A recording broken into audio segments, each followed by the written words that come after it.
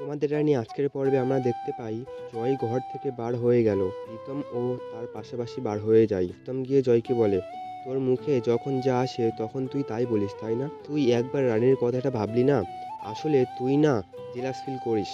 রানী তোর কাছ থেকে কোনো সাহায্য নিচ্ছে না, ইনফ্যাক্ট আমিও নিচ্ছি না, তাই জন্য তুই জেলাস ফিল করছিস।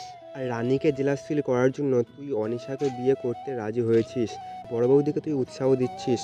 তোর ঘরের সব কিছু অনিশা চেঞ্জ করবে বলে তুই ইচ্ছা করে মত দিয়েছিস। তখন দুর্জয় বলে, যে যেমন তার সঙ্গে তেমনই করা উচিত। তোদের এই রানী না এই বাড়ির গেস্ট, কিছুদিন পরে ও বাড়ি ছেড়ে চলে যাবে। তখন রানী চলে আসে, বলে, এক্স্যাক্টলি, সবটাই যখন দিনের আলোর মতো পরিষ্কার হয়ে যাবে তখন আমি বাড়ি ছেড়ে চলে যাব। তারপর আপনি আপনার নতুন স্ত্রীকে নিয়ে থাকবেন। দিকে অলোক সেন একজনকে বলে, মেয়েটা খুব চালাক, তাই না?